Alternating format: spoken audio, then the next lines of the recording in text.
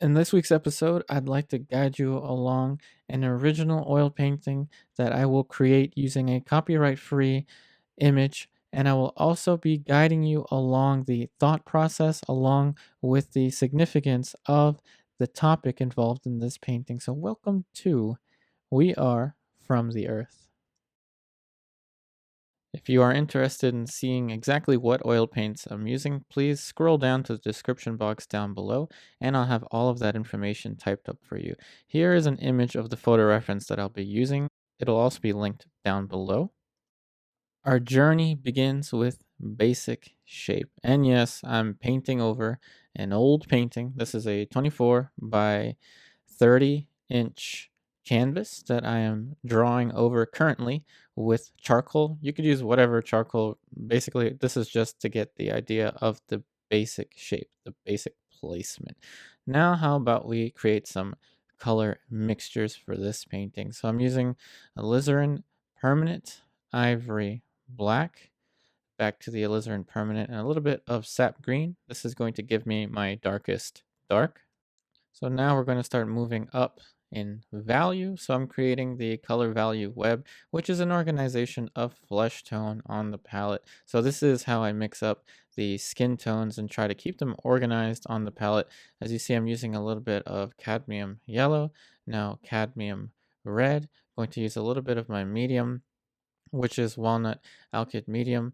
I'm using the titanium white mix that I had from my previous painting session. So I'll explain the three dots of white as you're watching me create these paint mixtures. And they're no more complicated than just basically a kind of a grayish orange, if you will. So the first white paint that you're seeing is old white paint from my previous painting session. What I did was I took all the paint and combined them together. The next one is going to be the fast matte white, which is a fast drying white, and then ultimately regular old titanium white. Again, more information will be given in the description box down below. Now you see the lighter areas are a little more yellow. So these skin tones are no more complicated than what you've seen in previous tutorials. Time for some controlled chaos, and chaos will indeed occur here. So I'm using paper towel just to take off some of the excess charcoal. Notice there's basically no underlying drawing, no linear drawing of any sort, no underpainting. We're just going for glory. We're going right over top of that old painting and just establishing where the head is going to fit. And this is precisely how I go about producing my own studio work. And that's what I'm going to try to do. I'm going to try to fuse these YouTube episodes with real life painting demonstrations, which is what these are going to be.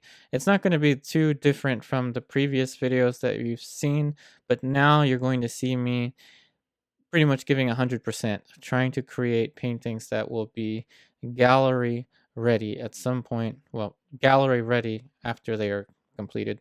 Now you're seeing them very quickly going over the face from the previous painting underneath. And this is just how I recycle oil paintings. You can do this so long as the painting underneath is completely dry. You shouldn't have any problem. Now I'm just going in and starting to place in the background. The photo reference will show periodically, depending on how I edit this. I usually have the photo reference on the top left corner with the regular old tutorial styles, the paint along styles. But this is a little bit different. This is going to be more or less the development of an actual studio painting that I would show in a gallery. I'm showing you the actual technique that I would use. Notice how I covered all of the masses, and now we're going into the volume. With the palette knife, I'm going to be taking off some of the overly thick paint that I put on for the face. And it's not because I want to erase the face, it's just because I'm trying to layer now onto a thinner application of paint.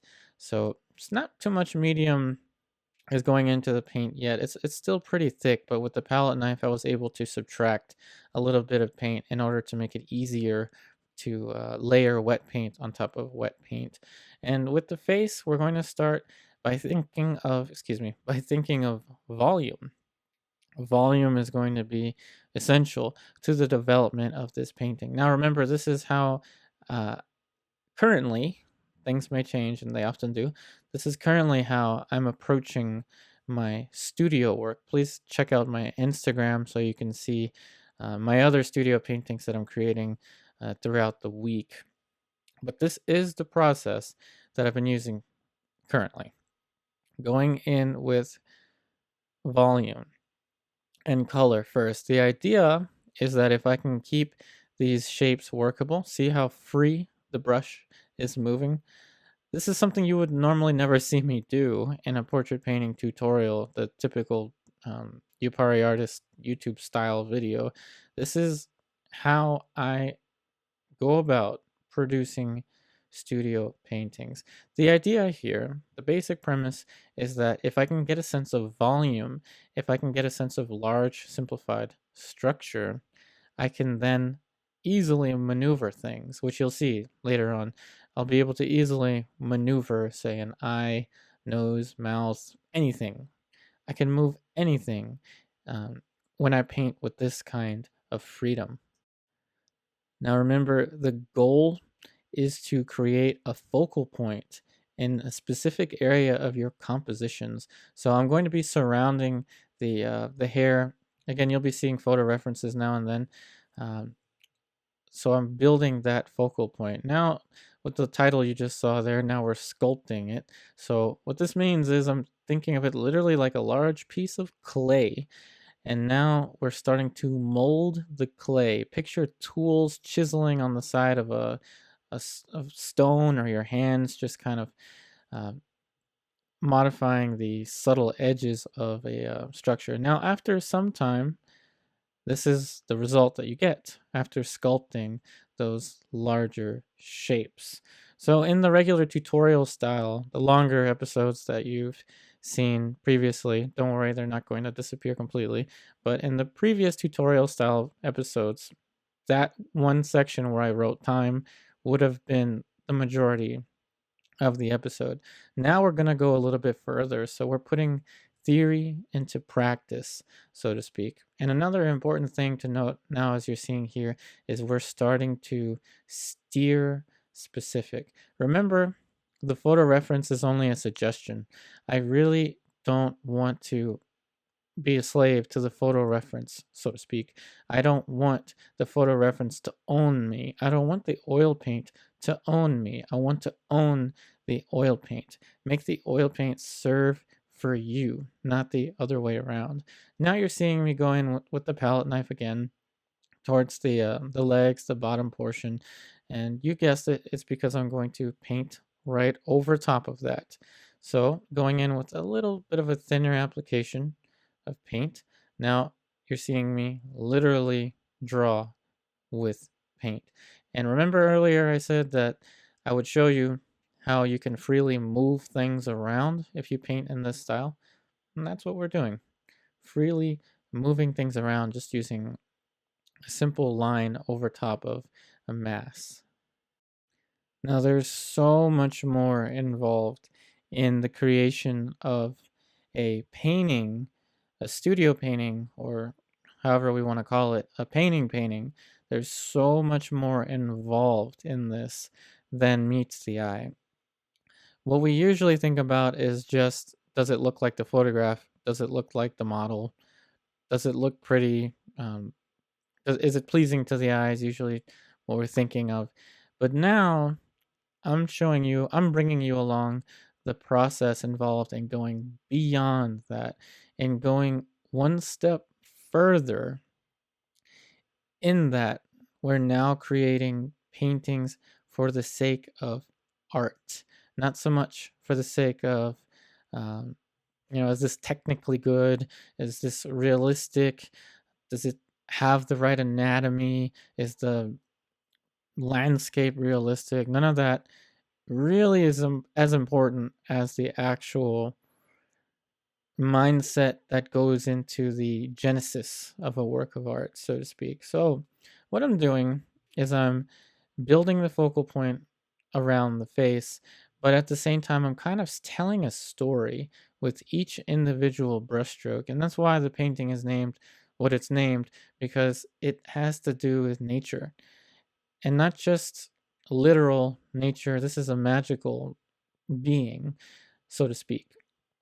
The person that we're painting doesn't have to be one individual person that can represent all of humanity.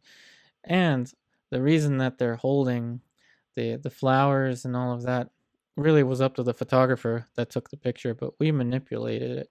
Now a few days later, you're seeing the palette clean. I couldn't access my studio for 2 days, and then I had a studio day of painting in between.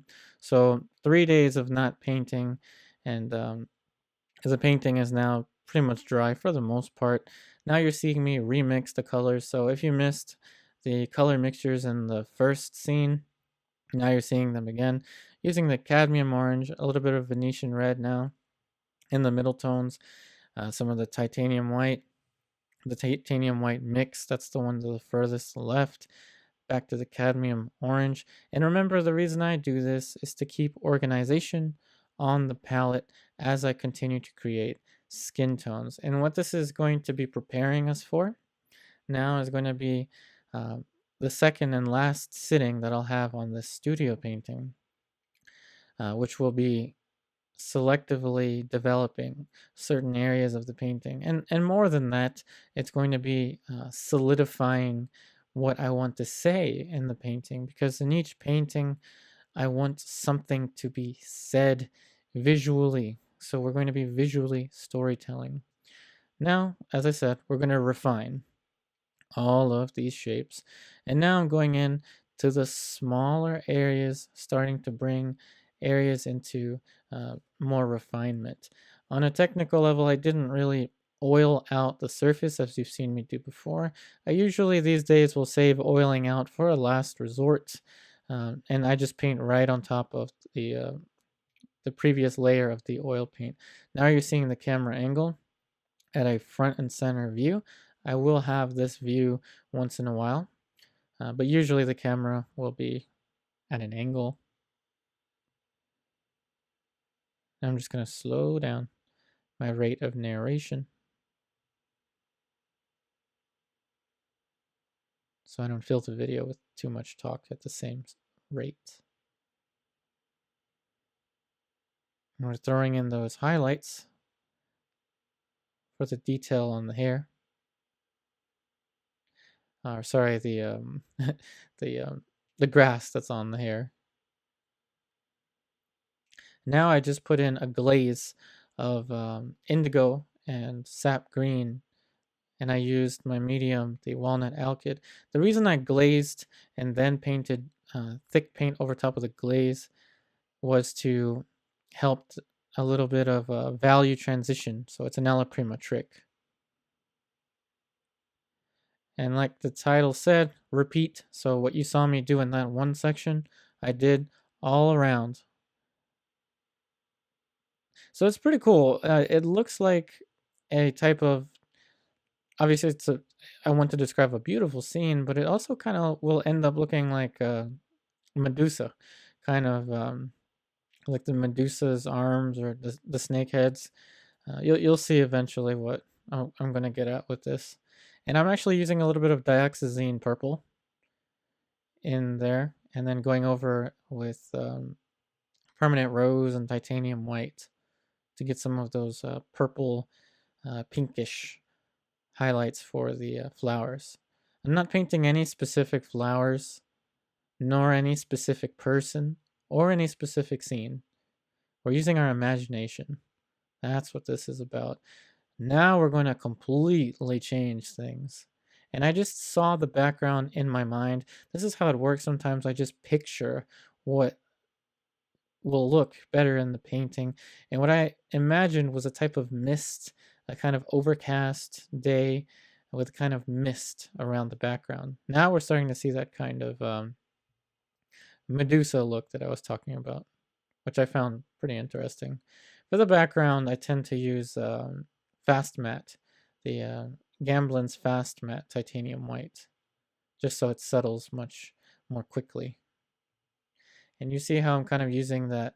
Um, it's a mix of ultramarine blue, indigo, and fast matte to create the white around the article of nature on the model's head. And eventually, what's going to be really cool is we're going to make it glow. So forget the old, step by step, do this, do that, therefore you get this result. We're going to make this model glow. We're going to turn her into a type of magician. And because we are from the earth, again, to go with the theme of this painting I hope to have in a gallery. I hope to sell art prints of it, hopefully sell the original one. And each oil painting should describe some type of narrative. So the narrative for this is that she is expressing the connection between humanity and nature, that we're not different from it, but we're a part of it. And you see the interconnectivity between the natural environment, the supernatural, and the human being. Now that we have that, let's add in the glow. So with titanium white and Winsor lemon yellow, I'm starting to put in very bright light and a little bit of cadmium yellow as well.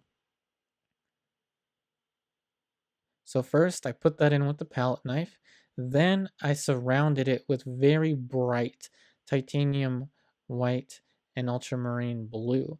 Surrounding the light blue and the yellow is what created that glow. And now the brushstrokes are circling around the model as to add more of a magical effect to this painting.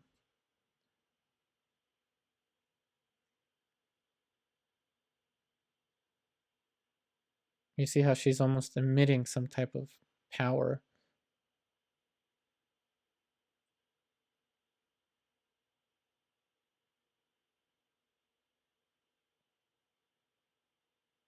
Now I'm gonna show you some little detail footage of the flowers.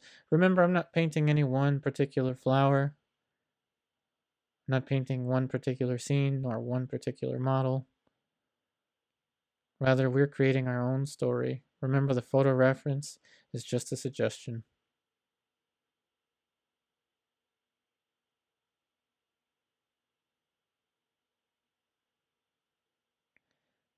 Now we're putting in some little highlights there using the cadmium yellow, titanium white, and sap green, painting wet onto wet. And again, if you will allow me to put a side note, I have created so many portrait painting tutorial style episodes, whether they be paint along or voiceover style. Um, I thought it was time to really put theory into practice. So you're seeing how I actually paint and guiding you along this journey. Hopefully, will be something that interests you.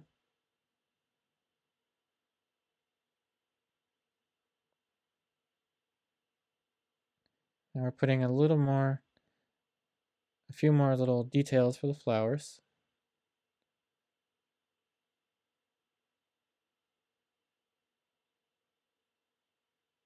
And now we're going to start to add some more depth to the flowers in the background. Again, they're not supposed to be any one particular, it's not supposed to be any one particular scene, but rather it's supposed to be something created through our own technique, our own imagination, using our feelings and our creativity to create original oil paintings.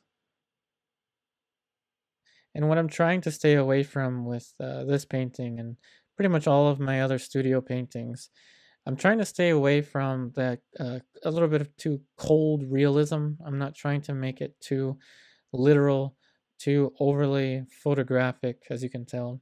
More imagination is always better. So now we're starting to actually create kind of a gust of wind with the flowers. Now you're seeing the flowers are starting to lift in the corners as to follow the brushstrokes in the background as to add more of a mysterious quality to the magic that our model is emitting. And that magic is the connection again between us and the earth. Few more little strands of highlight. And now we'll just drop a signature.